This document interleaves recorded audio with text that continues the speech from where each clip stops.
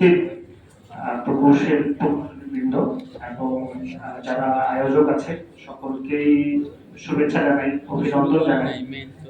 প্রকৌশল অধিকার নিয়ে স্বাধীনতার পর থেকে বাংলাদেশে আমরা যে বৈষম্যটা দেখে এসেছি, স্তরে স্তরে সংখ্যালঘু হওয়ার কারণে আমরা বিভিন্ন ভাবে যে বৈষম্যের শিকার হয়েছি, সেই আওয়াজটা স্বাধীনতার 50 বছর পরে হলেও এই প্ল্যাটফর্ম থেকে আমরা শুনতে পাচ্ছি।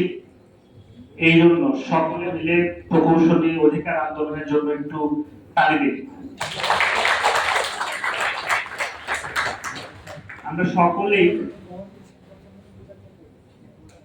বিভিন্ন বিশ্ববিদ্যালয় থেকে যে ইঞ্জিনিয়ার হওয়ার স্বপ্ন নিয়ে আমাদের পড়ালেখা শুরু করেছি,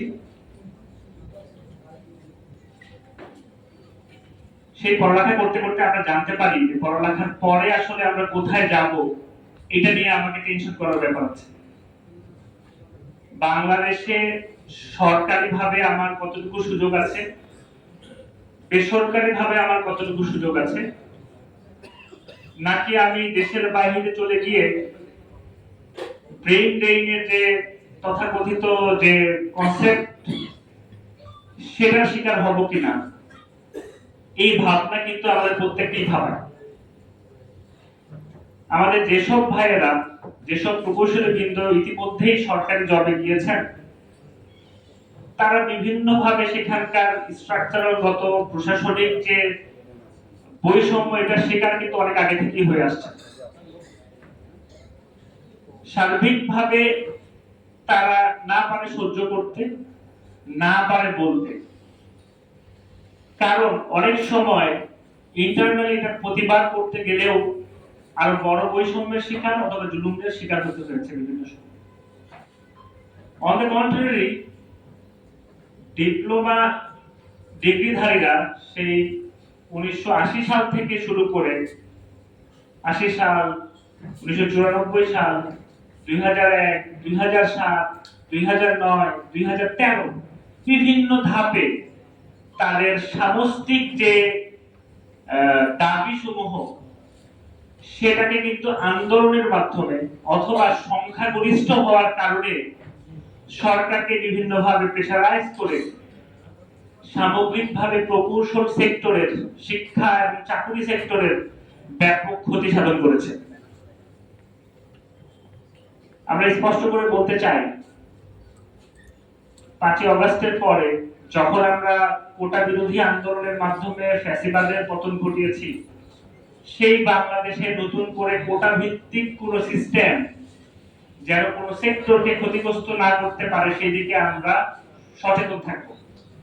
আমাদের আন্দোলন হবে এই বৈষম্যের বিরুদ্ধে। আমাদের আজকে প্রকৌশল অধিকার আন্দোলনের কেন্দ্রীয় কমিটিও ঘোষণা হবে। আমরা মার্চ মাস থেকে, যদিও আমাদের অভ্যুত্থান হয়েছে অগাস্টে, কিন্তু বিএসসি ইঞ্জিনিয়াররা, প্রকৌশলীরা এতটাই অনক্কে ভুগে তাদের সামগ্রিকভাবে একত্রিত হতেও কিন্তু সময় লেগে গেছে। মার্চে এসে আবার বিভিন্ন ক্যাম্পাস থেকে যখন ভাইয়েরা আওয়াজ তুলতে শুরু করে নিজেদের অধিকার নিয়ে, সেটা গিয়ে এপ্রিলে গিয়ে একটা সামষ্টিকভাবে একটা ফর্মাল একটা বডি দাঁড়ায়।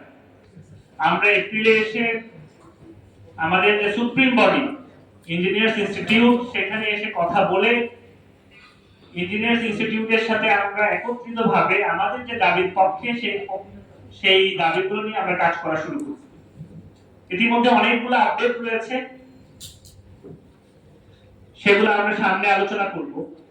কিন্তু আমরা একটা কথা শুরুতেই বলেছি, আমরা হয়তো এই 50 বছরে আমাদের সংখ্যা অনেক বেড়েছে, আমরা চাইলে হয়তো রাস্তা ব্লক করতে পারি, আমরা চাইলে হয়তো জনগণের দুর্ভোগ সৃষ্টি করার মাধ্যমে আমাদের যে প্রচলিত সিস্টেমে আমাদের দাবি আদায়ে নামতে পারি, কিন্তু আমরা সেদিকে যাব না। আমরা সুস্পষ্টভাবে বলেছি, আমরা শান্তিপ্রিয়ভাবে লজিক্যাল উপায়ে আমাদের দাবি আদায় করতে চাই। এই দাবি শুধুমাত্র আমাদের নিজেদের জন্য না, দীর্ঘ 50 বছরে যারা যে সিন্ডিকেট তাদের স্বার্থ আদায়ের জন্য পুরো প্রকৌশল সেক্টরকে ধ্বংস করেছে, ধ্বংস করার পায়তারা করেছে, সেই সেক্টরকে আমরা নতুন বাংলাদেশে আর ধ্বংসের দিকে যেতে দিতে চাই না।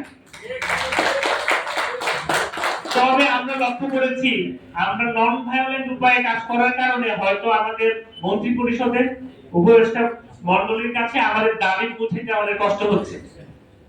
বারবার আমরা কথা বলার চেষ্টা করেছি, আজকে কালকে করে কিন্তু তারা ডিলে করেছে বিভিন্ন মিটিং এ। অথচ আমরা এই কয়েকজন মানুষ যারা আছি, আমরা যদি আজকে যাই ভায়োলেন্ট উপায়ে, আমরা যদি যাই রাস্তা দখল করি, বিভিন্ন অফিস ঘেরাও করি, তারা কিন্তু কালকে আমাদের সাথে বসবে। কিন্তু আমরা এখন পর্যন্ত ধৈর্যশীলতার পরিচয় দিয়েছি। সেই সাথে আমরা এটাও বলতে চাই যে আমাদের ধৈর্যের বাঁধ আপনারা ভাঙবেন না। আমরা সুস্পষ্ট ভাবে আমাদের যে দাবিগুলো জানিয়েছি সেটা লজিক্যাল এক্সপ্লেনেশন আমরা দিয়েছি, এবং সামগ্রিক বাংলাদেশের জন্য এটা কত সময়ের মধ্যে কিভাবে এক্সিকিউশন সম্ভব এই পথও কিন্তু আমরা আলোচনা করেছি। আজকেও আমরা অফিসিয়ালি সেগুলো ডিক্লেয়ার করব। আমাদের পরবর্তী সেগমেন্টে এগুলো আলোচনা হবে। আবারও আমি সকলকে ধন্যবাদ জানিয়ে যারা উপস্থিত হয়েছে এবং যারা সারা দেশে বিভিন্ন ক্যাম্পাসে নন ভায়োলেন্ট উপায়ে আন্দোলন করছে, সরকারকে তাদের দাবি জানাচ্ছে, ক্যাম্পাস সমূহে আমাদের শিক্ষক মন্ডলী আমাদের সাথে একাত্মতা প্রকাশ করেছে, ক্যাম্পাস থেকে বিভিন্ন বিবৃতি আসছে। আমরা আশা করি দ্রুততম সময়ে সরকারের বিভিন্ন স্টেক হোল্ডার এবং উপদেষ্টা মন্ডলীতে ব্যাপারগুলো আলোচিত হবে এবং এটা সমাধানের দিকে যাবে। সামগ্রিকভাবে সবাইকে আবার ধন্যবাদ জানিয়ে আমি আমার কথা শেষ করছি। আমরা সরাসরি আমাদের যে মূল পর্ব কমিটি ঘোষণা হবে এবং আমাদের দাবি সমূহ আবার আলোচনা হবে এবং আমাদের ভবিষ্যৎ সামনে কি আমাদের কর্মসূচি আছে সেটা নিয়ে আলোচনা হবে। জি, ধন্যবাদ সবাইকে।